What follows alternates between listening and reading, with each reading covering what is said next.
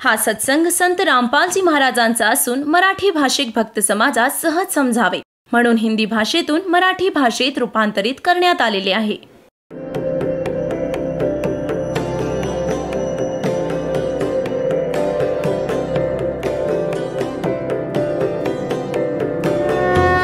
और ज्ञान सब ज्ञान डी कबीर ज्ञान सो ज्ञान और जैसे घोड़ा तोब का करता चले मैदान. जगद्गुरु तत्वदर्शी संत रामपालजी महाराजांचे अमृत वचन सर्व पवित्र धर्मांच्या व पवित्र शास्त्रांच्या आधारावर. कंठी माला सुमरणी भाई पैरे से क्या हो, ऊपर डूंडा साध का और अंदर रख्या खो. म्हणतात हे वरती कंठी घातली माळ घातली, एक मण्याची माळा कंठी घालतात हे कबीरपंथी नकली. एक तुळशीच्या लाकडाचा एक मणी बनवून जानव्यात बांधतात आणि हे इथे भक्त येतात त्यांना आम्ही म्हणतो कंठी माळा नाही चालणार, याला काढून टाका. तर ते दृढ होतात की याला नाही काढणार, हा तर आमचा जन्मसिद्ध अधिकार आहे. आता परमात्मा काय म्हणत आहेत, कंठी माला सुमरणी ये सभी सिलसिला मेटे. ह्या सगळ्यांना सोडा, यांनी काय पार होणार. आत योग्य भक्ती करा, सद्भक्ती करा, सत्साधनेने मोक्ष मिळेल. या कंठी आणि माळा वरवरच्या दिखाव्यांनी हवे तर कपडे लाल घाला, हवे तर पॅन्ट शर्ट घाला. भक्त वाले लक्षण आणि भक्ती योग्य असेल तर तुमचा मोक्ष होईल. एक विशेष अवडंबराने भगवान नाही भेटणार. तर इथे म्हणतात की कंठी माला सुमरणी ये पैरे ते क्या हो, ऊपर तो दिखा भगत और अंदर रख्या खो. ना साधना ठीक ना ज्ञान योग्य. कंठी माला सुमरणी भाई पैरे से क्या हो, ऊपर डूंडा साध का अंतर रख्या खो. कन फूका गुरुआ में लह जाने भाव न भेद, जम के हलकारे फिर ये हाथों में लिए बेद. ओय होय होय. आता पुण्यात्म्यांनो, एक एक वाणी अशी अनमोल आहे महापुरुषांची. म्हणतात की ये कन फूका गुरुआ मिले, कान में फूक मारनिया और जाने भाव न भेद.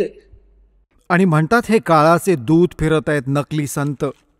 जे वेदांचे ज्ञाता मानले जात होते त्यांना कख पण माहित नाहीये वेदांचे. वेद पढ़ने पर भेद न जाने ये बातें पुराण 18 और जड़ को अंधा पत्ते खुआवे भूल गया सर्जनहारा. जर यांनी वेद वाचले असते तर काय दगड पुजले असते. वेदाचे ज्ञान असते तर म्हणतात हे वेदो, हे काळाचे दूत फिरत आहेत वेदांना हातात घेऊन घेऊन. तुम्हाला एका नकली महर्षी दयानंदचा सर्व इतिहास आपल्यासमोर ठेवला दासाने आणि यांना किती शिखरावर चढवून ठेवलं होतं, डोक्यावर घेतलं होतं प्रत्येक माणसाने. असा महर्षी नाही, याच्यासारखा वेदांचा ज्ञाता नाही. तर असे म्हणतात हे काळाचे दूत होते, वेदांचे नाव घेऊन आणि ज्ञान सर्व उलटे सांगून ठेवले. तर इथे यालाच प्रमाणित करत आहोत की जम के हिलकारे फिर ये हाथों में लिए वेद. जिथे पण तुम्ही महर्षी दयानंदचा फोटो बघाल, वेद पहिले धरलेत त्यांनी चारही, जसा त्याचा ठेका घेतलाय, जसं काही यानेच लिहून ठेवलेत सगळे आणि कखही माहीत नाही त्या माणसाला. तर पुण्यात्म्यांनो, आजपर्यंत ही अशीच वीज पडत होती. आपण त्यांना महर्षी मानत होतो, पण होते यांचे कोणा बालकासारखे ज्ञान. यांचा सत्यार्थ प्रकाश दासाने आपल्या समोर ठेवला, ज्यांना आपण शिरोधार्य मानत होतो. आणि त्यात इतकी खोटी बकवास भरली होती, सामान्य माणूसही नाही लिहिणार अशी गोष्ट मूर्खपणाने त्यांनी लिहून ठेवली. म्हणतो सूर्यावर असे व्यक्ती राहतात जसे इथे आहेत, सर्व बाग बगीचे आहेत, सर्व पदार्थ आहेत. सांगा, तो एक माणूसही होता आणि महर्षी पदवी मिळवून गेला. म्हणतात झूठे गुरु बहुत हैं ये अनगन कोट अनंत, सार नाम का भेद बतावे सो सतवादी संत. झूठा गुरु काल है ये फांसी दे अड़ाए, मारत है मैदान में वो छलबल बहुत बनाए. झूठा गुरु काल है ये गुरु का दरिया स्वरूप, या मैं मीन न मेखे है जैसा संवल रूखे. एक एका वाणीचा निष्कर्ष बघा पुण्यात्म्यांनो. महापुरुष हे होते ते महापुरुष भगवानांशी परिचित. प्राप्त ज्ञान हे तत्वज्ञान आहे. सांगतात झूठा गुरु काल है और गुरु का दरिया स्वरूप, और या मैं मीन न मेख है जैसे संभल रूख. आता जसं एक संभलचे झाड असते, संभल, आणि संभलच्या झाडावर हा जो पोपट असतो, पोपट, तो वृक्षांना निवडतो की हा वृक्ष बघत राहतो, वाट बघतात की रोप उगवले आहे, त्याचे झाड बनेल आणि मग त्याची फळे खाईन. तर त्या जे काही संभलचे झाड जेव्हा उगवते, खूप सुंदर पाने असतात, छान हिरवेगार असते आणि मोठे होते तेव्हा इतकी मस्त फळे लागतात, इतकी रसदार, आणि असे वाटते की जसा खूपच स्वादिष्ट पदार्थ असेल, परंतु त्यामध्ये असतो कापूस. आता तो पोपट हे बघतो की हे फळ पिकले, 12 वर्ष वाट पाहिली की हे फळ खाईन, या फळाचे इथे ही झाडं खूप झाली वृक्ष याचे, संभलचे. आणि जेव्हा ते परिपक्व होतात त्या उद्देशाने तो चोच मारतो, त्यात तो पदार्थ नसून कापूस त्याच्या तोंडात अडकतो. त्याला जीव वाचवणं मुश्किल होतं पोपटाला. तर इथे परमात्मा सांगतात, तुम्ही ज्यांना गुरु मानत आहात त्यांच्यावर आश्रित होऊन बसला आहात, शेवटी तुम्हाला असा पश्चात्ताप करायला लागेल जसे त्या पोपटाने त्या संभल वृक्षाला एक चांगले फळदार, स्वादिष्ट फळदार वृक्ष मानून त्यावर आश्रित होता, मग डोके आपटून रडत होता. जोठा गुरु काल है ये गुरु का धरा स्वरूप, या मैं मीनन मेख है जैसे संबल रूख. मग काय सांगतात, कान चिराए क्या हुआ ये कर कंकन मन पाल, मुद्रा पैरे क्या हुआ सिर फोड़ेगा काल. सांगतात कान टोचतात, कानात मुद्रा घालतात आणि 36 अवडंबर करण्याने परमात्मा नाही मिळणार आणि यमाचे दूत लाठी मारतील तुमच्यावर, तुम्हाला घेरून. म्हणतात, चुंडित मुंडित पकड लिए इनसे जम किंकर ना डरता. हा चुंडित पूर्ण जटा वाढवून वाढवून मोठ्या मोठ्या राखतात ऋषी दिसतात, पूर्ण मुंडन करून ठेवले, साधूपणा दाखवण्यासाठी सांगतात यांना यमाचे दूत नाही घाबरत या बकवादांना. तर ते सतमंत्र खरे नाम ज्यांच्या जवळ आहे त्यापासून भयभीत होतात. मग काय सांगतात, मौन रहा तो क्या हुआ ये बोलने से नो भेवे, मौनी वक्ता एक है ना पर से दल देवे. आता जसे एक नकली होता, अवडंबर केल्याशिवाय त्याचं काम चालत नाही, दुनिया आकर्षित नाही होणार. एकाने म्हटले की मौन धारण केलंय त्याने. एक कबीरपंथी, घिसापंथी संत होता आणि दासाला पहिल्यांदा नाम देण्याचा आदेश नव्हता तोपर्यंत, 1988 पासून 1994 पर्यंत. तर दास यांना संत मानून यांच्याकडून परमात्म्याला यांची झडती घ्यायची होती माझ्याकडून. त्याला भेटत होतो, चर्चा होत होती. एके दिवशी मी गेलो तर काय माहीत पडले की महाराजांनी तर मौन व्रत ठेवलंय 41 दिवसांचं. मी म्हटलं चला बाबा ठीक आहे. मी बसलो तर तो निघाला गुहेतून बाहेर. तर त्याने काय केले, एक पाटी घेऊन ठेवली होती जी मुलांची असायची पूर्वी, पाटी दगडाची, आणि एक खडू घेऊन ठेवला होता. त्यावर लिहिलं की भक्तजींना चहा पाजा. त्या पाटीवर लिहिलं. तर चहा घेऊन आले. मग लिहिलं कधी आलात. मी म्हटलं आत्ताच आलोय. अच्छा. आता ते पाठीवर लिहितात आणि मग कोणाला सांगतात की पाणी पाजा. आता इथे ते परमात्मा सांगतात की मौन रहा तो क्या हुआ जो बोलले से नो भेव. इशाऱ्यांनी बोलत आहे, मन तर डिस्टर्ब झाले. बोला त्या मौन व्रताने काय लाभ झाला तुला. और मौनी वक्ता एक है ना पर से दिल देव. परमात्म्याला मिळवण्यासाठी हे अवडंबर केवळ बकवास मात्र आहे तुमची. यांना हे भगवानांना नाही भेटले आणि हे भोळे आत्मे यांच्यामुळेच प्रसन्न होतात बाबाजी भाई 41 दिवसात. आणि मग 41व्या दिवशी त्याने ते व्रत संपवायचे होते. समागम झाला, हजारो लोक जमले होते, लाखो रुपये त्याला मिळाले. झाले त्याचे काम पूर्ण. तो पण पार आणि शिष्य पण पार. दोघे गाढवं होतील एकत्र. म्हणतात सन्यासी 10 नाम है ये शिव का धर है ध्यान, शिव के ऊपर और है ताको कर प्रणाम.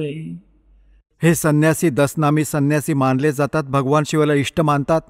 सांगतात शिवाच्या वरती अजून परम शक्ती आहे, त्याचे ध्यान करा तेव्हा तुमचे कल्याण होईल. बेखों से भगवान का दूर महल दरबारे, पाखंडी पहुंचे नहीं दे सतगुरु पार उतारे. या खोट्यांपासून, बनावटी अवडंबरांपासून परमात्म्याचे घर खूप दूर आहे आणि पाखंडी तिथे ना जाऊ शकत ना घेऊन जाऊ शकत. सतगुरु दे पार उतार. सद्गुरु तुम्हाला पार उतरवेल. डंब करें डूंगर चढ़े अंतर झिन्नी झूले, जग जाने बंदगी करें ये बोवे सुलभ भूले. तुम्ही पाहत असाल आम्ही खूप बघून ठेवलंय कडू अनुभव आहे दासाचा. काय बघत होतो, एक वेळेस हा दास आपल्या ड्युटीवर जात होता. दास हरियाणा सिंचाई विभागात ज्युनियर इंजिनियरच्या पोस्टवर होता. मोटरसायकलवर जात होता आपल्या ड्युटीवर. तर रस्त्यात खूप माणसं एकत्र जमली होती. एक उंच असं स्थान होतं गावाच्या बाहेर आणि जंगल होतं तिथे. तिथे काय पाहिलं, एक बाबाजी बसला होता आणि दुरून दिसत होतं 10-20 भक्त बसले होते. मी पण गेलो तिथे बघण्यासाठी. तोपर्यंत दासाला हे ज्ञान नव्हते. साधू संतांचे असे अट्रॅक्शन असायचे. तर तिथे बसलो. खूप लोक बसले, धुनी लावले होते त्यांनी. सगळे हुक्का प्यायले, भरभरून चिलीम पण प्यायले आणि जाऊन 10 रुपये ठेवत. आणि आता ते उंच स्थानावर बसले की जेणेकरून दिसेल का तर माझे पुजारी येतील. तर काय आहे, तर इथे काय सांगतात, डंब करें पाखंड करें और डूंगर चढ़े, म्हणजे वर उंच स्थानावर टेकडीवर जाऊन बसतील. और अंदर कोरी बकवाद अंतर झिन्नी झूल और जग जाने यो बंदगी करे. आपण जनसाधारण तर हे समजत असतो की हा भक्ती करत असेल. तर परमात्मा म्हणतात, यो बोवे सुलभ भूल. हा तर आपल्या भविष्यात बाबळीचे काटे पेरत आहे, कर्म फोडत आहे आपले. डंब करें डूंगर चढ़े ये अंतर झिन्नी झूले, जग जाने बंदगी करे ये बोवे सुलभ भूले. मग म्हणतात, माला मुक्ती न होते है मुक्ती होत है नाम. ह्या माळेने मुक्ती नाही होणार, या नामाने मोक्ष होईल. हवं तर माळेने जप करा किंवा बिना माळेने जप करा. केवळ ही माळ घालून अवडंबर करण्याने काम नाही होणार. आता पुण्यात्म्यांनो, जसे दास आज जो सत्संग एंड करेल त्याच कारणाने गोष्ट पुढे जाऊन बिघडते. जसे थोडेसे उदाहरण देतो. ही माळ गळ्यात घालायची परंपरा कशी आली?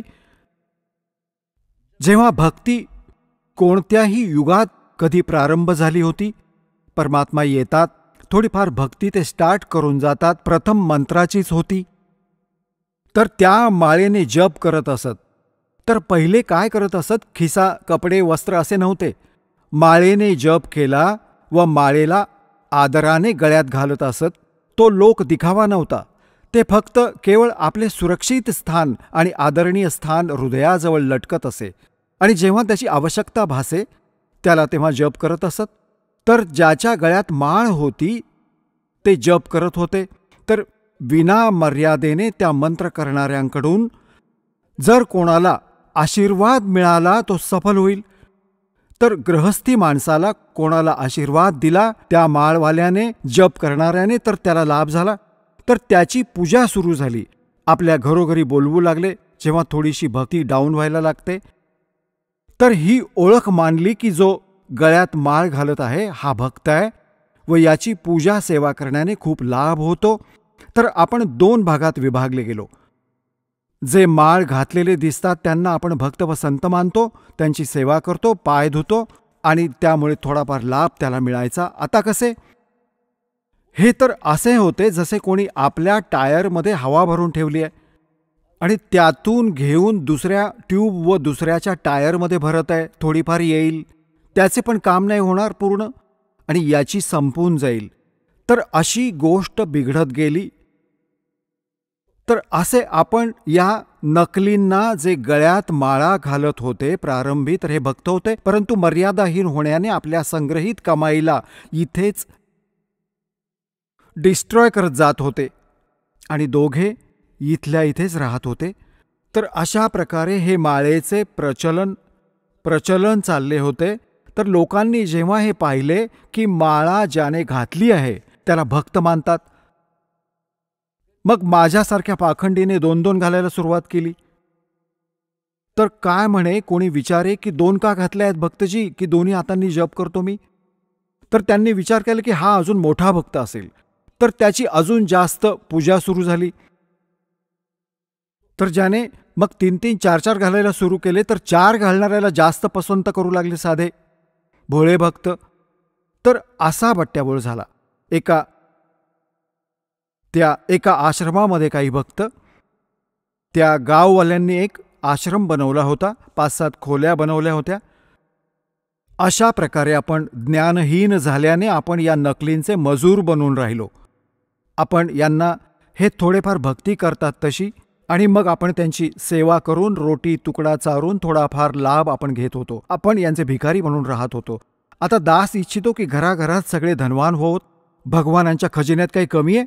जो भक्ती करेल तोच धनी होईल. भगवानांच्या भक्तीचा सर्व सुख तुम्हाला प्राप्त होतील. आपण कशाला कोणाच्या तोंडाकडे बघू मग? तर काय होते, त्यात 5-7 खोल्या बनवून ठेवल्या होत्या. तिथे साधू संत येत असत आणि गावातले लोक तिथे सेवा करायला जात असत. तर ते काय कोणाची सेवा करत होते? जो जास्त भजन करताना दिसे. त्यांनी काय ओळख करून ठेवली होती की जास्त भजन कोण करतो? जो सगळ्यात पहिल्यांदा उठून स्नान करून आणि आपल्या भजनाला बसतो. तर भक्त तिथे जो राहत असे सेवादार एखादा, तर गाववाले त्याला विचारत असत की आज पहिले कोण उठले होते? की त्यांचे लंगोट वाळत असत बाहेर. एक लंगोट ठेवत असत, ते धुवून सुकवून आणि आपल्या भजनाला बसत असत. तर जो सगळ्यात पहिल्यांदा सांगत असत हे उठले होते सगळ्यात आधी, हा यांचा लंगोट वाळत आहे. तर त्याचीच पूजा लोक जास्त करू लागले. आणि दुसरे जे उशिरा उठत होते त्यांच्याकडे ते विशेष ध्यान देत नसत. त्याचीच पूजा करायचे, त्यालाच प्रणाम करणे, त्याचेच पाय दाबणे. तर दुसरे एक त्यात नकली होता, आळशी माणूस. त्याने विचार केला, हे काय चक्कर आहे, याची पूजा का होत आहे? तर त्याला माहीत पडले की हे वेळेवर उठलेत. यामुळे त्यांनी ओळख करून ठेवली. लंगोट कोणाचा पहिल्यांदा सुकलेला आढळला. तो काय करू लागला, सगळ्यात पहिल्यांदा उठला अर्धा तास. आणि इतका आळशी होता, स्नानही करत नव्हता. असा लंगोट पाण्यात भिजवून सगळ्यात आधी टांगून ठेवला आणि परत झोपत असे. तर तेव्हा त्यांनी विचारलं, बाबा हा कोणाचा लंगोट आहे? तर तो या महात्म्याचा आहे. तर ते सगळे त्या सगळ्यांना सोडून या नकलीच्या बरोबर जायला लागले, त्या लंगोटाची ओळख करून की पहिला कोणता उठला रात्रीतून. तर आपण असा भक्तीचा नाश केला. तर इथे परमात्मा सांगतात, माला मुक्ति न होते है ये मुक्ति होत है नाम. एक अक्षर बाहरा ये उजड़ भला न गाम. म्हणतात, माला मुग्ध गंवारे कू गल में पैरा काठ. दगड़े दो जक के चल्या लखी न सतगुरु बाटे. माला मुग्ध या मूर्खांनी हे गळ्यात घालून ठेवले तितके मोठे मोठे मणी आहेत. आणि दगड़े दो जक के चल्या, नरकाच्या रस्त्याला पकडून ठेवलंय. लखी ना सतगुरु बाटे, म्हणजे सद्गुरूंच्या मार्गाचा याला पत्ता नाही लागला. मुंड मुंडावे मूर्खा ये कर है घोटम घोटे. बार भेख बनावे ही अंदर अनगिन खोटे. मूर्ख मुंडन करून घेत असत, म्हणजे वस्त्रा फिरवून घेत असत, चमन गोटा करून घेतात. आणि मुंड मुंडावे मूर्खा और कर है घोटम घोट, और बाहर भेख दिखावे ही. बाहेरून तर दिसतोय मोठा महात्मा असेल, आत अमर्यादित खोटेपणा. केले की कोपीन है ये फूल पान पल खाही. नरका मुख नहीं देखते जो बस्ती निकट ना जाई. एका वेळी या दासाला हे ज्ञान प्राप्त झाले. तर आम्ही आमच्या ऑफिसमध्ये बसून, तर आमच्या इथे एक हीच चर्चा होत असे. ज्याला कोणाला आमची गोष्ट आवडत होती त्यासोबत चर्चा सुरू करत असू. तर त्यातला एक सांगू लागला की नाही, तुम्ही तर संत पाहिलेच नाहीत. मी सांगितले माझे असेचे गुरुजी आहेत, त्यांच्याकडून मी दीक्षा घेतली आहे. तो हे म्हणू लागला की तुम्ही संत तर पाहिलेच नाही आहेत.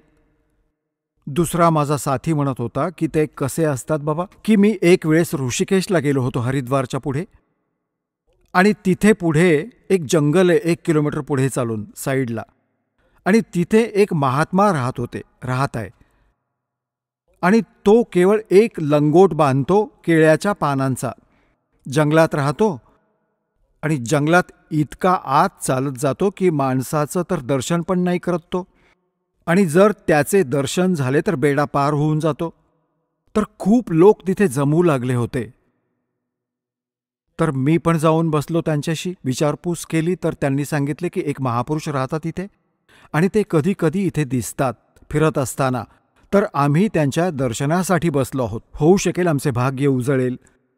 परंतु जेव्हा कधी आभास होतो तर पळून आत गुहा खोल जंगलात पळून जातो, माणसांना दर्शन नाही देत. तर सांगू लागला की एक सांगत होता की एक दिवस मला थोडेसे दर्शन झाले होते, मग एकदम तो पाठ फिरवून पळून गेला.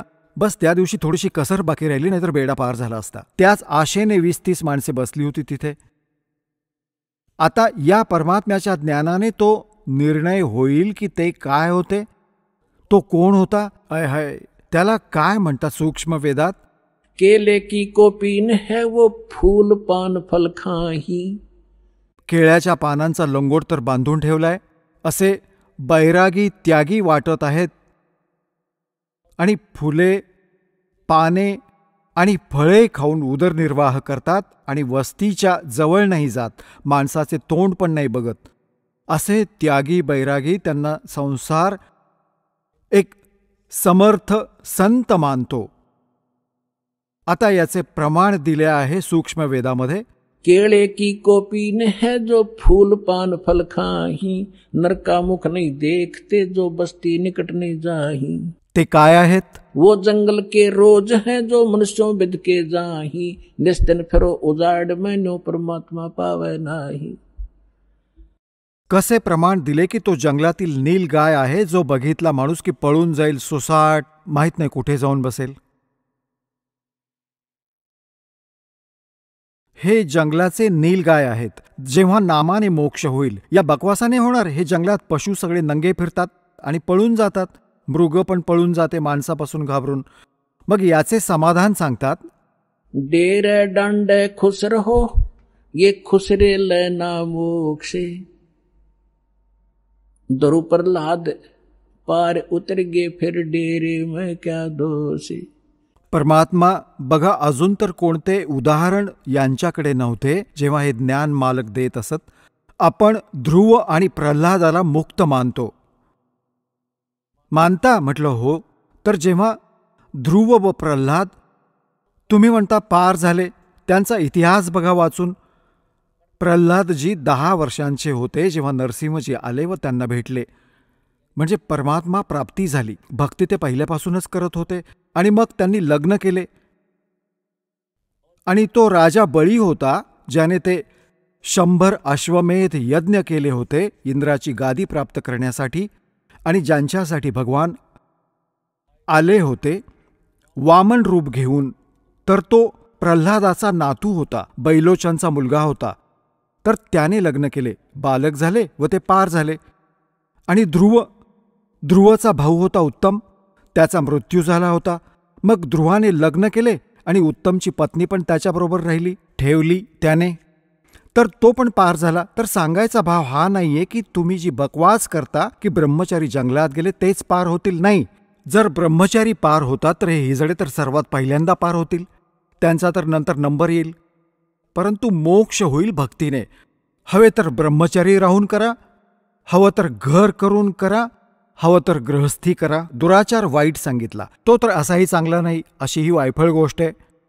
तर सांगायचा भाव हा आहे, असे भक्तांच्या स्तराचे काम नाहीये. तर अशा प्रकारे काय म्हणतात, डेरे डांडे खुश रहो, डेरे डांडे खुश रहो, खुश रे लेना मोक्ष. और दुरु पर लाद भी पार हो गए, फिर गृहस्थी में के दोष. आता पुण्यात्म्यांनो, हे असे काम बिघडवतात. एकदा गरीबदास साहेबजी जेव्हा परमात्म्याशी परिचित झाले होते आणि आपले ज्ञान प्रचार पण करत होते, कोणी त्यांच्याकडे येत असे तर ज्ञान पण देत असत, दीक्षा देत असत, केवळ सिंपलशी हे मूळ ज्ञान नव्हते देत.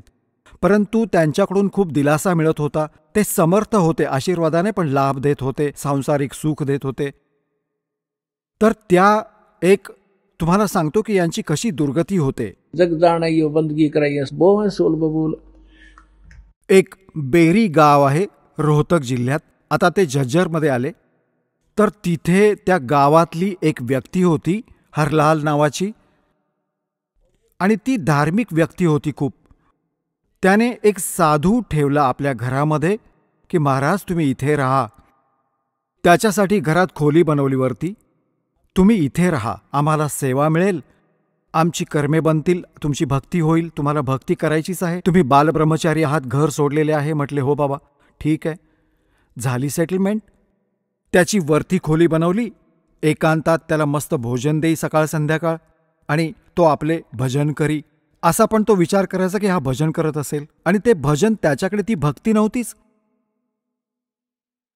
तर काय झाले की तो काय करत होता, मस्त माल खायचा आणि खाऊन झोपायचा. आणि जशी भक्ती होती वरपांगी साधना थोडीफार थोडा वेळ करे, ती भक्ती मोक्षदायक नव्हती. तर काय झाले, काही दिवसांनंतर त्या संताचा मृत्यू झाला. अंतिम संस्कार केले. तर पहिले काय करत असत की गावातले जे शेतकरी होते बैलगाडी ठेवत असत, आणि ट्रान्सपोर्टचे जे काम असायचे, आजकाल ट्रकने होते, पहिले बैलगाडीने करत असत. तर बेरीपासून आणि इकडे नजफगड साईडने जात असत. त्या आपल्या मंडईतून सामान घेऊन येत, जसे तिथून गूळ आणला, बुरा आणला, इकडून बाजरी ज्वारी घेऊन जात भरून, असे ते ट्रान्सपोर्ट करत होते. एक दिवस गरीबदास साहेबजी त्या रस्त्याने, जो रस्ता गाव छोडाणी मार्गे बेरीपासून पुढे जात होता नजफगड साईडला, तर तिथे विहीर होती एक. त्या विहिरीपाशी बसून गरीबदासजी स्नान करत होते. सकाळी सकाळी उन्हाळ्याचे दिवस होते. 4-5-6 वाजता, 5 वाजता तिकडून तो हरलाल गाडी घेऊन येत होता. आणि त्याने जो एक बैल जोडून ठेवला होता, तो बैल होता गोऱ्या रंगाचा, लाल रंगाचा. आणि तो काय केले त्याने, तो बसला. तो बसत असे असा, आणि हरलाल उतरून त्याला काठी मारत त्याला जबरदस्तीने उठवायचा. मग तो अर्धा किलोमीटर ठीक चालायचा आणि परत बसायचा. तो अचानक तिथे बसला येऊन, जिथे गरीबदासजी नाहत होते, स्नान करत होते. तर गरीबदासजी जसेच्या तसे उठून, धोतर बांधलेले होते, नाहत नाहत, आणि तिथे गेले त्या बैलाच्या जवळ जो बसला होता. एक बैल उभा होता, गाडी थांबली होती. तर त्यांनी त्याच्या कानात काही गोष्ट सांगितली. तो एकदम उभा राहिला. तो बैल उभा राहिला. तर शेतकऱ्याला हीच मोठी गोष्ट होती की बैल नीट चालायला लागला. आणि तो तिथून घेऊन बेरी, जवळजवळ 10-15 किलोमीटर आहे छोडाणीपासून, बेरीपर्यंत तो बसला नाही. तिकडून राम राम झाला. महाराज कोण आहात आपण? बाबा गरीबदास नाव आहे माझं. आणि हे काय झालं? काही नाही, बस. आलं त्याच्या लक्षात. तेव्हा तर तो निघून गेला. परत त्याने जाऊन पाहिले, त्याला ते तेव्हा नाही पटले की उभा राहिलाय पण परत बसेल थोड्या अंतरावर जाऊन. तो नाही बसला. तर मग त्याने माहिती करून घेतली की बाबा बैल आता इतका या दुसऱ्याच्या पुढे इतका वेगात चालत आहे, काय चक्कर आहे? त्याने काय सांगितलं याच्या कानात? तर तो परत आला. तेव्हा त्या गावात थांबला आणि विचारले, बाबा गरीबदास कोण आहे? योगायोगाने परमात्मा तिथेच आले. स्नान ते गरीबदासची त्याचवेळी स्नान. त्याने हा विचार केला की यावेळीच येईल तो स्नान करायला भक्त, आणि तिथे भेटेल. जेव्हा ते स्नान करत होते, माहीत होते भक्त कशासाठी येत आहे, ते तर परमात्म्याशी परिचित झाले होते. तर जेव्हा त्याने पाहिले की हाच माणूस आहे ज्याने त्या दिवशी बैलाच्या कानात काही गोष्टी सांगितल्या होत्या, फुंकाफुकी केली होती, प्रणाम केला आणि विचारले, भक्तजी तुम्ही या बैलाच्या कानात काय बोललात? हा तर त्यानंतर थांबता थांबत नाहीये आणि नाही बसत. तुम्ही तर पोहोचलेले महात्मा आहात. आता इतकी गरीबदासजींची त्यावेळी प्रसिद्धी नव्हती, कारण की आपण घर का जोगी जोगडा और बार का जोगी शद, ही तर आपली जुनी सवय आहे. तर गरीबदासजींनी सांगितलं की आता बस सांगतो. काय सांगितलं मी? तुमच्या घरात वरच्या खोलीत एक बाबाजी राहत होता, संत भक्त. म्हटले हो राहत होता. कुठे गेला तो? तर त्या हरलाल भक्ताने, शेतकरी होता तो जाट, त्याने सांगितले तो तर मृत्यूला प्राप्त झाला, 4-5 वर्ष झाली. परमात्म्याने सांगितले की हा बैल तोच आहे तुझा बाबाजी. या नकलीकडून भक्ती नाही झाली, सत्साधना याच्याजवळ नव्हती. हा खायचा आणि झोपायचा, नकली नखरे करत होता, दगडगोटे एकत्र करायचा, साधना ठीक नव्हती. हा तोच बाबाजी आहे, तो भक्त जो घर सोडून गेला होता, ब्रह्मचारी पण होता, बैल बनून गाडी ओढत आहे. कारण तुझे खाल्ले होते त्याने पूर्ण करायला लागेल परत. मी त्याला हे सांगितले, बाबा भक्ता, हवे तर लाठी खाऊन याचे देणे दे, आणि हवं तर तुझा स्वभाव पूर्ण कर, पूर्ण केला तर पिच्छा सुटेल तुझा. त्याला हे समजले, आता हे तुझे पूर्ण फेडेल. आता पुण्यात्म्यांनो बघा, आता जे कोणी साधना करत आहेत ती आहेत परमात्म्याची मुले. कोणत्या ना कोणत्या जन्मात ते मालकांच्या बरोबर राहिले. पुढे साधना नाही मिळाली तर ते 84 लाख योनींमध्ये जातात. आणि परमात्म्याने तिथे पण दया केली आपल्या गरीबदासजींच्या माध्यमातून. हरलालचे मन वळवले की बाबा भक्त होता तो आणि हा बैल बनला, याचे दुर्भाग्य. पण आजच्या नंतर याला गाडीला नाही जोडणार, वेगळे बांधले, चारा चारायचा आणि बसून ठेवायचा. बघा, परमात्म्याने भक्ताची इथे पण रक्षा केली व सुविधा दिली. परंतु भक्तीशिवाय काय होणार? पुढचा जन्म त्याचा डुक्कर होईल, मग काय सुविधा देणार? तर पुण्यात्म्यांनो, हे सौभाग्य आहे तुमचे. तुम्हाला अनमोल रत्न मिळत आहे, याला सांभाळून ठेवा. आता जो प्रसंग चालू होता, दास तुम्हाला सांगत होता की आता तुम्हाला ती अनमोल वस्तू मिळाली आहे जी आजपर्यंत कोणाला प्राप्त नाही झाली. तुमचे भक्तिधन थोडीशी साधना केल्याने अत्याधिक होत आहे, संग्रहित होत आहे. आणि या भक्तिधनाने तुम्हाला इथली भौतिक सुविधांचा पण वापर करायचा आहे आणि पुढे चालण्यासाठी पण याला सुरक्षित ठेवायचं आहे, याला वाटायचं नाही. आता पुण्यात्म्यांनो, काही दिवसांनंतर ज्याने 1-2 वर्ष साधना इथे केली, भगवानाची सत्साधना, तर तुम्ही जे भक्तिहीन व्हाल, तुम्ही कोणाला आशीर्वाद द्याल ना, तो पण फळू लागेल. तुमचे पंक्चर होईल आणि त्यात हवा भरू लागेल. तुम्ही पण डाऊन व्हाल, इथेच राहाल. तुमची गाडी उभी राहील आणि त्यात त्याचा लाभ नाही, कारण की दोघांना फुल एअर पाहिजे टायरमध्ये पुढे गाडी चालवण्यासाठी. आणि ती वेगळी सिस्टीम आहे जी दास तुम्हाला देत आहे. यात स्वतः पंपाने भरा आणि आपली गाडी चालवा. एखाद दुसरा मूर्ख असेल तो जो आपल्या टायरमधून दुसऱ्याच्या टायरमध्ये हवा भरेल, दोघे कंडम होऊन जाल. तर या साधनेने आपण असे बिघडतो. जो प्रसंग चालू होता की असे जे जन्म मनुष्याचे होतात ते असे होतात. जे पुण्यकर्मी प्राणी, जसे आता हे भक्तियुग चालू आहे, आता 1-2 वर्ष अजून बाधा राहील, थोडीफार, जास्त नाही. कारण समजदार आहात, बुद्धिमान आहात, सगळ्यांना ज्ञान झाले. आता कोण कोणाचं ऐकेल? मग 1-2 वर्षाच्या आत पूर्ण विश्वात पसरेल. हे सगळे तुमचे साथी समर्थक होतील, मग गोष्टी संपून जातील.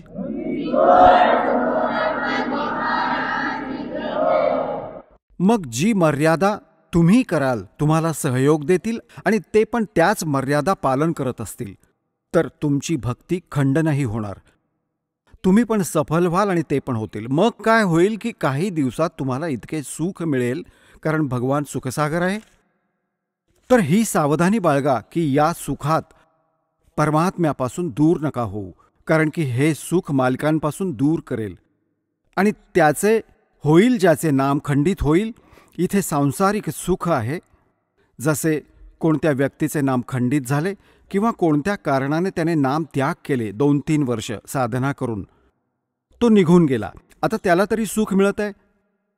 आणि तो भक्ती पण दुसरी करायला लागला, ही सुद्धा सोडली आहे. किंवा हाच मंत्र करत आहे, इथे येणं बंद केलंय, तर ते कनेक्शन तर तुटले. पुढे चार्जर नाहीये त्याचा, परंतु मागची जी चार्ज्ड बॅटरी आहे ती काम करत आहे.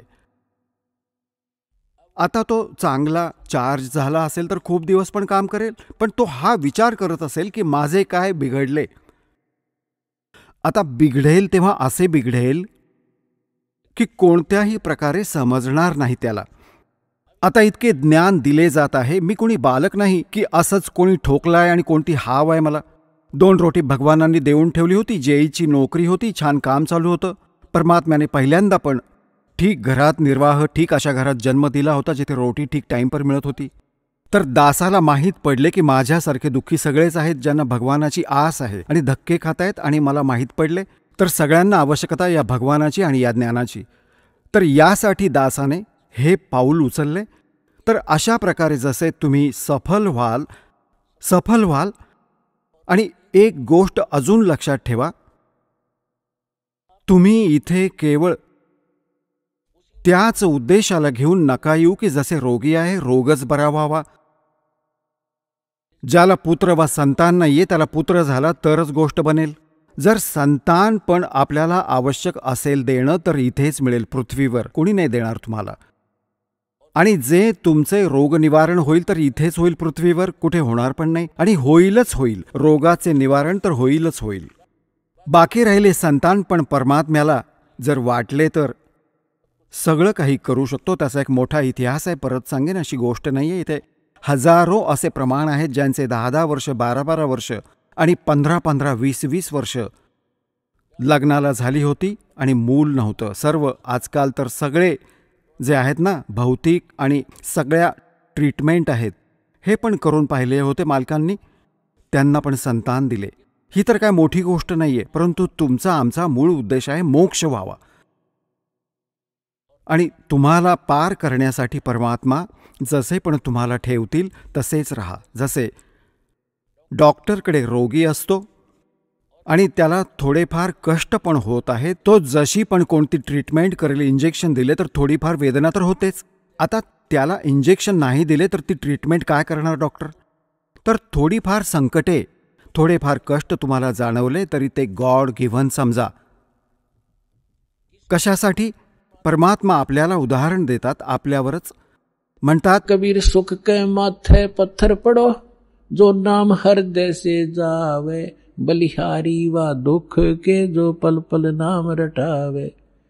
परमात्मा सांगतात, तुम्ही असे मागा माझ्याकडून की हे भगवान, अशा सुखाला आग लागो जे तुमच्यापासून दूर करते. हे परमात्मा, असे दुःख, बलिहारी उस दुख के, असे दुःख कायम ठेवा ज्यामुळे तुमची आठवण नेहमी राहील. असे सुख नका देऊ भगवान जे तुमच्यापासून दूर करेल. तर तुम्ही असे समजा, छोटी मोठी जी किरकिर राहील ही गॉड गिव्हन असेल, कारण मन बकवास करणार नाही. यात मृत्यू दिसेल तेव्हाच तो भक्ती करेल, नाहीतर करू देणार नाही. असा खतरनाक एलिमेंट आहे हा. तर पुण्यात्म्यांनो, ही परमात्म्याची ट्रीटमेंट चालेल जेव्हा तुम्ही त्याला शरण याल. डॉक्टरच्या हॉस्पिटलमध्ये ॲडमिट एक पेशंट आपलेच चालवेल तर तो रोग नाही बरा होऊ पाहत, तो तर बकवास करत आहे, व्यर्थ वेळ वाया घालवत आहे. तर तुम्ही इथे आला आहात, भगवान कोणी बालक नाही, आपल्या भविष्यातील जाणतो. आता जसे कोणाचा ॲक्सिडेंट झाला आणि त्याचे रक्त वाहत आहे, ब्लिडिंग होत आहे, तर डॉक्टर सगळ्यात पहिल्यांदा असा प्रयत्न करेल की रक्त वाहन थांबावं. जरी त्याच्या पायात कितीही वेदना होत असेल, फ्रॅक्चर पण असेल, त्याला नाही सांभाळणार की हा त्रास होऊ दे थोडा, पहिले याचा जीव जाईल जर रक्त नाही थांबवले तर. तो म्हणत असेल, हाय रे मेलो, पाय तुटला, हाय मेलो, तर ती वेगळी गोष्ट आहे. आधी तो रक्त थांबवेल, मग पायाला सांभाळेल, त्यात जीव नाही जाऊ शकत.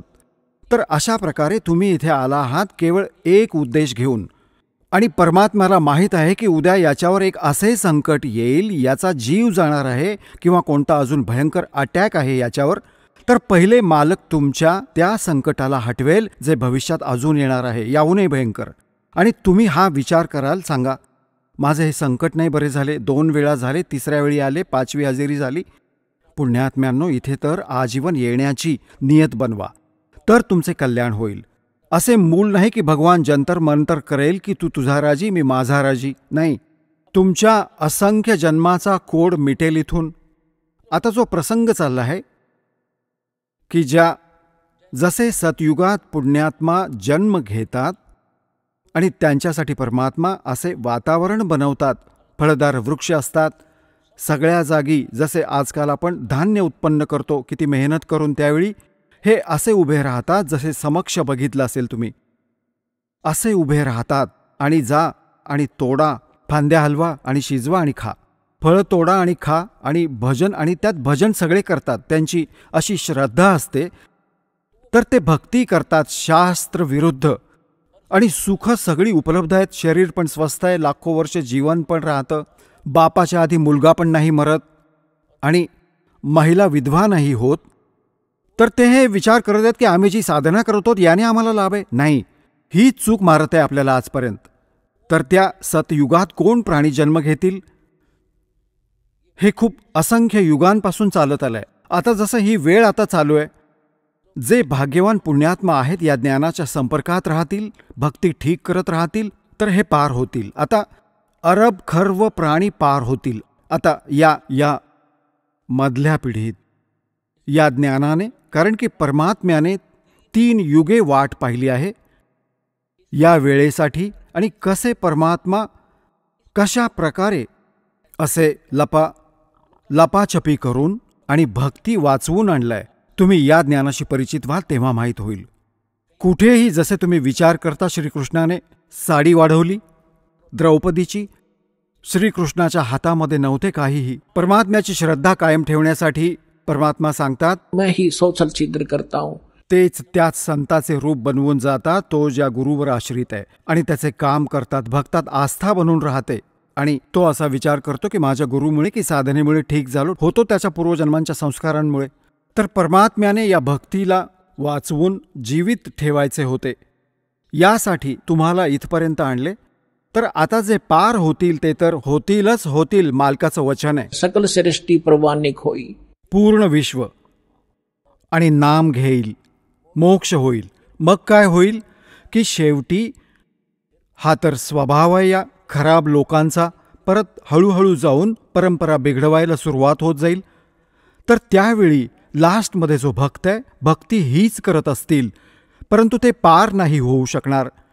त्यांची संख्या पण थोडी नसेल, खूप लाखो करोडोंमध्ये असतील जे पार नाही होऊ शकणार, परंतु भक्ती संग्रहित होऊन जाईल त्यांची जबरदस्त.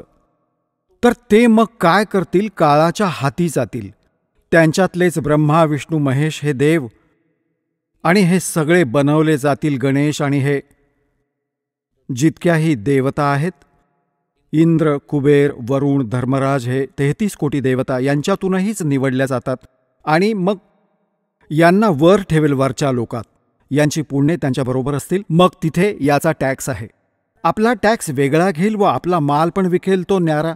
तर यांची पुण्य समाप्त होतील, मग हे दुसऱ्यांदा सतयुगात जन्म घेतील. ते मागचे ज्यांना वरती लुटले जात आहे ते या सतयुगात येतील आणि आत्ताचे परत खूप वर्षांच्या नंतर ते येतील परत सतयुगात. आता सतयुगात हे होतील भक्ती संग्रहित प्राणी जे आत्ता करतील. शास्त्र अनुकूल साधना आता मिळाली यांना. आजपर्यंत शास्त्र अनुकूल साधना नव्हती. 4 युगांचा हिशोब करून बघा, ज्या कोणाकडे आजपर्यंत ही शास्त्र अनुकूल साधना असेल किंवा भक्ती केली असेल कोणी, तर भक्ती आता सुरू होईल. जर यातून राहिलेले परत पुन्हा त्याच ग्रेडमध्ये आले, सतयुगात जन्म झाला, परत तेच त्रेतामध्ये, द्वापारमध्ये आणि परत कलियुगाच्या याच वेळी परत डाव लागेल या मोक्षाचा. आता ही चूक तर तीच परत चक्कर. इंद्र हजारो वर्ष युगांपर्यंत तुम्ही त्या इंद्राच्या पोस्टवर राहाल, हजारो वर्षांपर्यंत देवतांच्या स्वर्ग लोकात आपला माल खाल, बर्बाद कराल पुंजीला. आणि मग जर पुढे भगवान परत कोणी संत नाही भेटले, इतके जन्म मनुष्याचे ते होऊन पण तुम्ही 84 लाख योनींमध्ये चक्कर खाल. तर हा आपला आजचा विषय होता की तर आज हा तुमचा डाव लागला आहे, याला सांभाळून ठेवा. आपल्याला मानव शरीर प्राप्त झाले आहे. आपल्याला 600 वर्षांपूर्वी परमात्मा आले होते, तेव्हा पण तुम्ही मालकाच्या शरणात होता. 64 लाख शिष्य होते. हे 64 लाख शिष्य तर पहिले येतील. त्यानंतर परत परमात्म्याने हा आपला प्रचार केला आहे. जसे तुम्हाला सांगितले गेले आहे की ही वाणी, त्यालाही जशी काग भुसणची कथा ऐकवली होती, 6 महिने कथा ऐकून त्यावर थोडासा परिणाम झाला की नाम घेईन, तर हा इतका प्रचार होईल, या वाणीचा वादळ उठेल. तर ते जे टर्न वाईज ज्यांचा पण नंबर मनुष्याचा आला आहे, ते काही त्या दिवसांनंतर शरण येतील, यायला लागेल आणि या प्रकारे सगळ्यांना मोक्ष मिळेल. बोलो सतगुरुदेव. चला आता आपण त्या श्रद्धाळूंचे अनुभव जाणून घेऊयात ज्यांनी जगद्गुरू तत्वदर्शी संत रामपालजी महाराजांकडून नामदीक्षा प्राप्त केलेली आहे, तसेच त्यांच्याद्वारे सांगितलेल्या भक्ती मार्गावर चालत आहेत. नमस्कार. नमस्कार सर. आपलं नाव? माझं नाव अशोक गंगाधर आयरे, मुक्काम पोस्ट ठेंगोडा, तालुका सटाणा, जिल्हा नाशिक. आपला व्यवसाय काय आहे? माझा व्यवसाय शेती आहे सर. संत रामपालजी महाराजांची गुरुदीक्षा आपण कधी घेतली? 22/2/2017 रोजी मी सद्गुरू रामपालजी महाराजांची दीक्षा घेतली. संत रामपालजी महाराजांची गुरुदीक्षा घेण्या अगोदर आपण व आपला परिवार कोणती भक्ती साधना करत होतात? सद्गुरू रामपालजी महाराजांच्या भक्तीत येण्याच्या अगोदर मी ब्रह्मा, विष्णू, महेश, माता दुर्गा म्हणजे आपले हिंदू धर्मातले सर्व देवी देवता यांची पूजा करत होतो. आणि पंढरपूरचे विठोबा महाराज, त्यांच्यानंतर ज्ञानोबा राय यांच्या दिंडीत पायवारीत जात होतो. मी पंढरपूरला कमीत कमी 10 ते 15 वाऱ्या केल्या आहेत. भजनगात, कीर्तनं, प्रवचनं ऐकत दिंड्या करत होतो. त्याच्यानंतर त्र्यंबकची वारी करत होतो. त्याच्यानंतर मुंगे पैठणची वारी करत होतो. भरपूर ठिकाणी वाऱ्या केल्या आहेत. आणि संप्रदायात आम्ही भजन म्हणत होतो. भजन करत असताना आमचं 25 लोकांचा ग्रुप होता. त्याच्यात लहान भाऊ मृदुंगाचार्य, मी हार्मोनियम वाजत होतो. मला त्या हार्मोनियमची खूप गोडी लागली. गोडी लागल्यानंतर आम्ही इतके दंग झालो त्या हार्मोनियमच्या माध्यमातून की खूपच असं एक गंधर्वाचं एक विश्वच एक धारण झालं. आणि त्याच्यात रंगून आम्ही खूप मोठे त्याच्यात मग्न झालो. आम्ही भजन गात असताना असं शोधार्थ करू लागलो की आपल्याला आत्ता नक्कीच परमात्मा पावन होईल, नक्कीच आपल्याला इथे वाट मिळेल आणि आपल्याला मोक्ष पदाचा मार्ग मिळेल. मी 25 वर्ष संप्रदायात होतो. 25 वर्षात खूप रात्र पहाट संध्याकाळी हरिपाठाला जायचो. त्याच्यानंतर कुठे कीर्तनाला जायचो.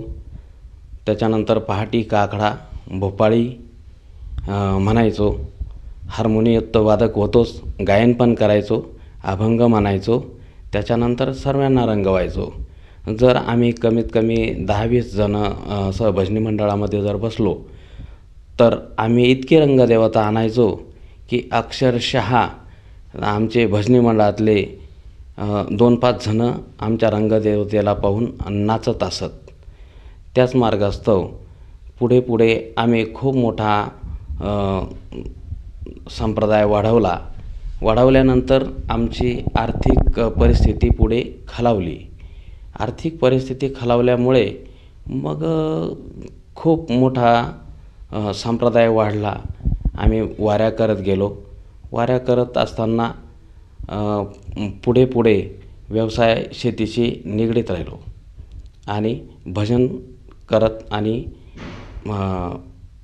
हार्मोनियम वाजत राहिलो आणि भक्ती करत राहिलो की रात्रंदिवस आम्ही भजनात असताना मी स्वतः 25 वर्ष अहोरात्र भजनं केलीत. जेव्हा वेळ मिळाला तिथे एखाद्याचं काशी तीर्थ असेल तिथे मिरवायला गेलो असेल, अंतयात्रा असेल तिथे आम्ही घरचे कामं सोडून अंतयात्रेत गेलो असेल, तिथं भजन गायला असेल. त्याच्यानंतर कोणाच्या इथे कीर्तन असेल तिथं रंगदेवता आणली असेल. त्याच्यानंतर कीर्तनातले पहाटे जेव्हा सप्ते व्हायचे, सप्त्याच्या पिरियडमध्ये आम्ही 7 दिवस आम्ही घरी यायचो नाही. 7 दिवस तिथेच झोपायचो. पहाटे उठून महाराज मंडळी जी बी राहायची सकाळी पहाटे काकडा म्हणणारे, तर त्यांच्याबरोबर काकडा म्हणायचो आणि रंगदेवता आणायचो.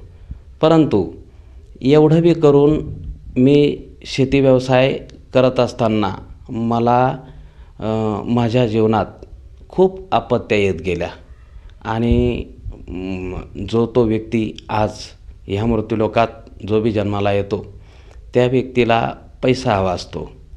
तर मी माझ्या व्यवसायात खूप प्रयत्न केले, पण त्याच्यात मला पैसा हा मिळाला नाही आणि आत्मिक समाधान लाभलं नाही. आणि पुढे पुढे चालून जसा जसा मी व्यवसाय करत गेलो, पिकं करत गेलो, पिकांमध्ये मला कुठल्याही प्रकारचे उत्पन्न मिळाले, परंतु पैसा मिळाला नाही. मग परिस्थिती जशी पुढे पुढे खालावली, एका गावाहून मी जमीन विकली, जमीन विकून मी दुसऱ्या गावाला घेतल्यानंतर माझ्यावर कमीत कमी 29 लाख रुपये कर्ज झालं. त्या कर्जाच्या ओघात मी अहोरात्र कष्ट केले. माझं भजनपूजन चालूच होतं. मी सप्ते कुठे टाळत नव्हतो, रंगदेवताही बंद नव्हती. पण अशा वेळेस काय करायचं? शेवटी परमेश्वर परमात्मा आपल्यावर का आरूढ होत नाही याची मला खूप मोठी खंत वाटायला लागली. जेव्हा आम्ही संप्रदायात होतो, माझे एक मित्र होते जवळचे संप्रदायामध्ये.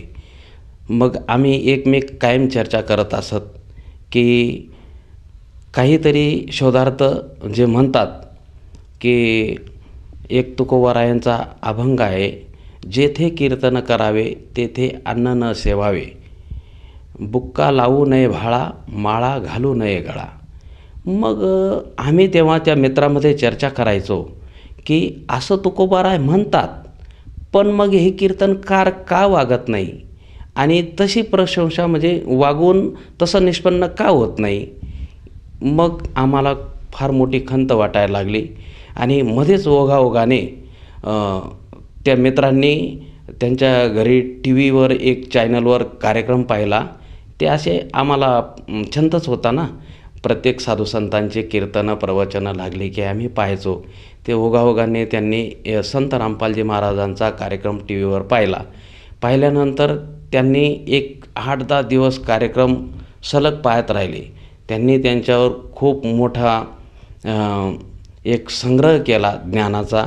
आणि जेव्हा संत रामपालजी महाराजांनी त्या ग्रंथांच्या आश्रयानुसार जेव्हा सांगितलं सगळं काही, म्हणजे की ब्रह्मा विष्णू महेश यांचा जन्म होतो आणि मृत्यूही होतो, तेव्हा त्यावेळेस मला त्या मित्रांनी जेव्हा समजून सांगितलं की बाबा आपण आजपर्यंत भक्ती करत आहोत, पण संत रामपालजी महाराजांचा जेव्हा मी कार्यक्रम पाहिला 8 दिवस तुम्हाला सांगितलंच नाही, आणि ब्रह्मा विष्णू महेशांचा जन्मही होतो आणि मृत्यूही होतो.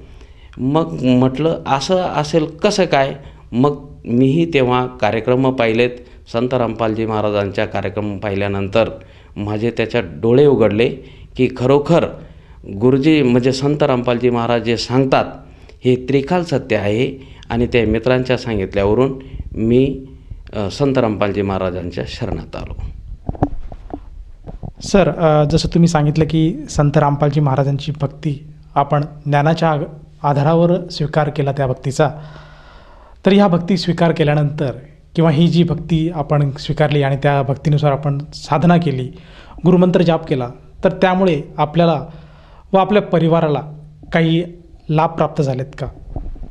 सर, संत रामपालजी महाराजांच्या गुरुदीक्षा घेतल्यामुळे जेव्हा नाममंत्र आम्हाला मिळाले आणि आम्ही भक्तीला सुरुवात केली, आम्ही सर्व परिवार, पत्नी, 2 मुले आणि मी, आम्ही 4 जण जेव्हा भक्तीला लागलो, तर आम्ही शेतीमध्ये अगोदर जेही पिकं करायचो त्याचा बेनिफिट आम्हाला मिळत नव्हता. परंतु जेव्हा दीक्षा घेतली 22/2/2017, त्याच्यानंतर 2 महिन्यात आम्ही जेही पीक लावलं होतं त्याच्यातच मला 2 लाखाचं उत्पन्न झालं. त्याच्यानंतर मी जसे शेतीमध्ये पिकं करत गेलो, माझ्यावर 29 लाख रुपये कर्ज होतं. तर आत्तापर्यंत मला 4 वर्षात 29 लाख रुपये कर्ज फेडून आज मी एकदम सुखी आणि माझा परिवार सुखी आहे. आणि पूर्ण फॅमिली अतिशय उत्कृष्ट मार्गाने आम्ही संत रामपालजी महाराजांच्या शरणात आहोत, भक्ती मार्ग करत आहोत आणि खूप मोठा आनंद घेत आहोत. सर, जसं तुम्ही सांगत आहात की संत रामपालजी महाराजांची भक्ती स्वीकारल्यानंतर आणि त्यांनी जो गुरुमंत्र आपल्याला दिला आहे त्या गुरुमंत्राचा जप केल्यानंतर आपली आर्थिक परिस्थिती सुधारली आणि जे आपल्या डोक्यावर जे कर्ज होतं ते सुद्धा पूर्णपणे दूर झालं. मला असं विचारायचं आहे, आर्थिक लाभ तर आपल्याला झालाच आहे, परंतु या व्यतिरिक्त आणखीन काही लाभ आपल्याला झालेत का? सर, त्याच्या व्यतिरिक्त माझी शारीरिक अवस्था खालावलेली होती. मला जॉईंट पेनचा प्रॉब्लेम होता, तो सुद्धा माझा प्रॉब्लेम सॉल्व झालेला आहे. त्याच्यानंतर हातपाय दुखणे, सांधेवात हे असे जे प्रकार होते, जेव्हा संत रामपालजी महाराजांच्या शरणात आलो आणि परिपूर्ण भक्तीचा आनंद घेऊन जेव्हा आनंद घेतला, तर हा सुद्धा माझा प्रॉब्लेम परिपूर्ण मिटला आणि आज खूप आनंदित आम्ही शेती करतो आणि परमात्म्याची भक्ती करतो, याच्यात शंकाही नाही. संत रामपालजी महाराजांनी जे मंत्र दिले आहेत, ते जे मंत्र आहेत ते मूळ मंत्र आहेत. मूळ मंत्र भजल्यानंतर ते 100% ब्रह्म विष्णू महेश हे आपल्याला पावन होतात आणि आपल्याला ते परिपूर्ण सुख देतात आणि परमात्म्याची वाट दाखवतात, यात शंकाही नाही. सर, जसं तुम्ही सांगत आहात की संत रामपालजी महाराज जे मंत्र देतात, त्या मंत्रामुळे आपल्याला खऱ्या अर्थाने ब्रह्मा विष्णू महेश आणि त्यांच्यापासून जे लाभ सांसारिक, आर्थिक, मानसिक जे लाभ प्राप्त होतात त्या मंत्राद्वारेच होतात. तर या अनुषंगाने जर आपण जे आपले मित्र आहेत, जे आपले आप्तेष्ट आहे, नातेवाईक आहे आणि जो आज टी व्हीवर आपल्याला जो श्रोतावर्ग आज बघत आहेत, त्यांना आपण काय संदेश द्याल?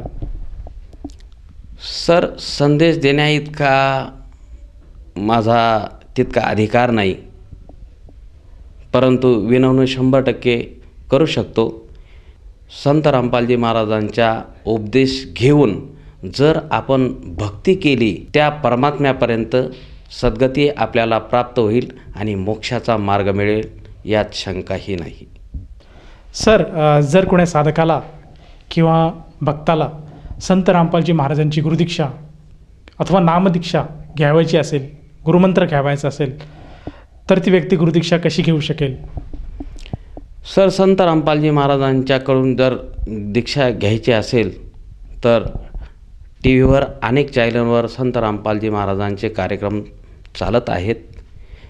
त्या कार्यक्रम ज्या चॅनलवर चालत असतो त्याच्या खाली पट्टी असते, त्याच्यावर नंबर दिले जातात आणि त्या नंबरांवरती प्रत्येक जिल्ह्यामध्ये नामदान सेंटर तिथे दिलेलं आहे. तिथे जाऊन दीक्षा घेऊ शकता आणि आपलं आत्म्याचं कल्याण करू शकता.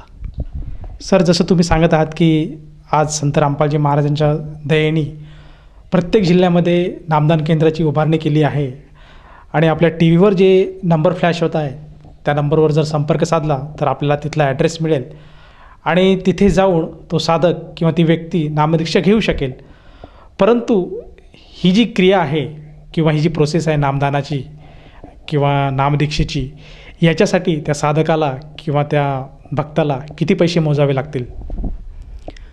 सर, सद्गुरू रामपालजी महाराजांच्या चरणात येणारे व्यक्ती म्हणजे ज्यांना काही दीक्षा प्राप्त करायची आहे त्या व्यक्तींना निःशुल्क नामदान प्राप्त होतं.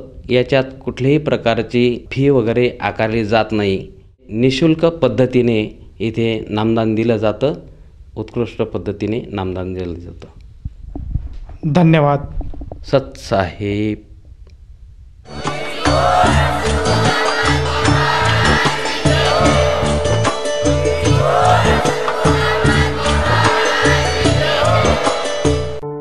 आपण ऐकत होता जगद्गुरु तत्वदर्शी संत रामपालजी महाराजांचे मंगल प्रवचन.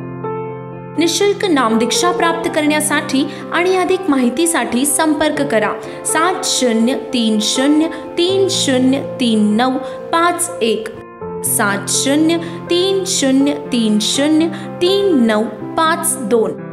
आमची वेबसाईट आहे www.jagadgururampalji.org. सर्व पवित्र धर्मांच्या पवित्र शास्त्रांवर आधारित प्रमाणित अनमोल पुस्तक ज्ञानगंगा किंवा जगण्याचा मार्ग यापैकी कोणतेही एक पुस्तक निःशुल्क मागविण्यासाठी आम्हाला आपले पूर्ण नाव, पूर्ण पत्ता, पिनकोड सहित आणि फोन नंबर लिहून 7030303951 7030303952 या नंबरावर SMS करू शकता किंवा आम्हाला 7030303950 या नंबरावर WhatsApp देखील करू शकता.